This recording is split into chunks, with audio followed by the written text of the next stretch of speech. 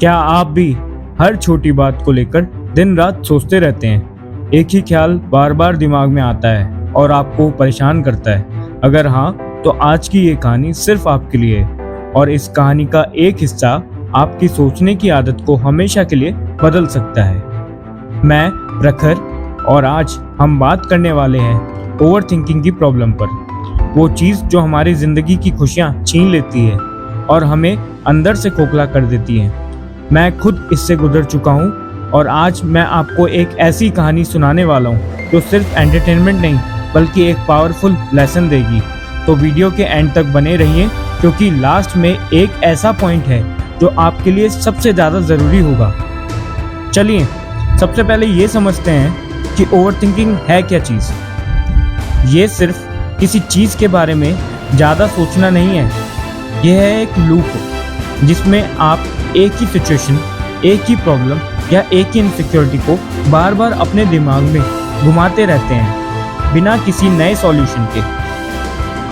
सोचिए, जब आप किसी गाड़ी में बैठे हैं और वो एक ही जगह पर फंस गई हैं और मुड़ मुड़ कर उसी जगह पर चल रही है, तो क्या वो कहीं पहुंचेगी?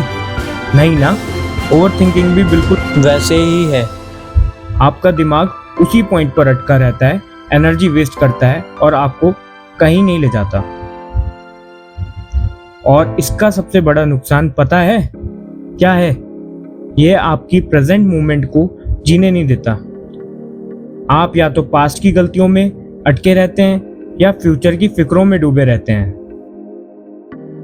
अब मैं आपको एक कहानी सुनाता हूँ। ये कहानी है मेरे एक दोस्त की जिसका नाम है रोहन। रोहन एक बहुत ही टैलेंटेड लड़का था, पर उसकी सबसे बड़ी प्रॉब्लम थी उसकी ओवर थिंकिंग। वो किसी भी चीज़ को लेकर इतना सोचता था कि वो काम शुरू ही नहीं कर पाता था। एक बार उसे एक बहुत बड़े प्रोजेक्ट पर काम करने का मौका मिला।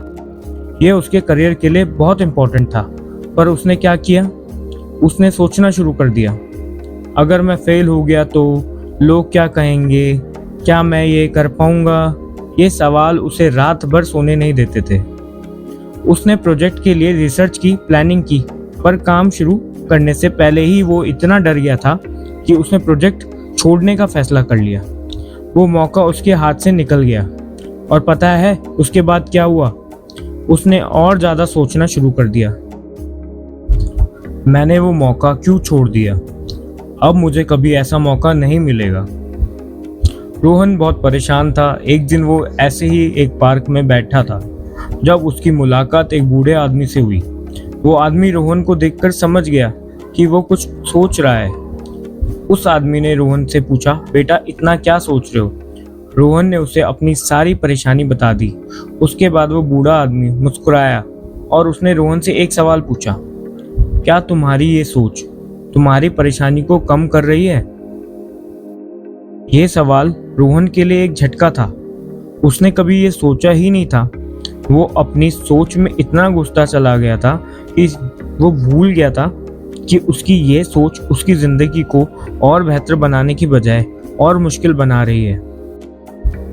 उस बूढ़े आदमी ने कहा, जब भी तुम्हारी सोच तुम्हें परेशान करे तो बस यह एक सवाल खुद से पूछना, क्या ये सोच मुझे मेरी जिंदगी में आगे बढ़ने में मदद कर रही है या मुझे रोक रही है?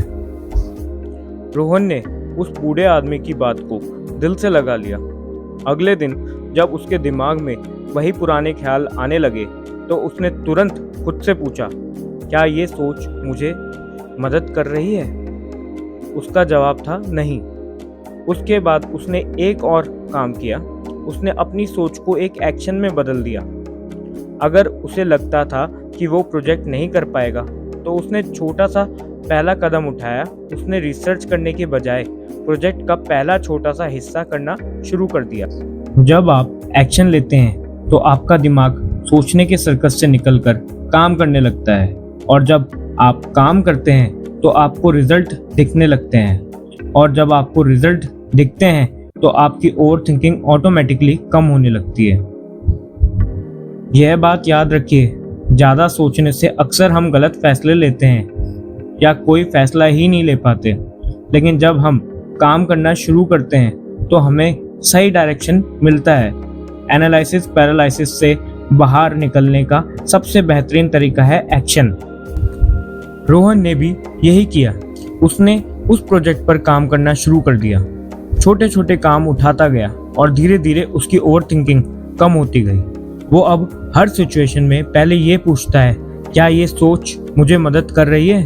अगर नहीं तो वो तुरंत उस सोच को एक एक्शन में बदल देता है। तो अब आपकी बारी है। क्या आप भी रोहन की तरह अपनी ओवर थिंकिंग को कंट्रोल करना चाहते हैं? अगर हाँ, तो आज से ही ये स्ट्रेटेजी अपनाएं।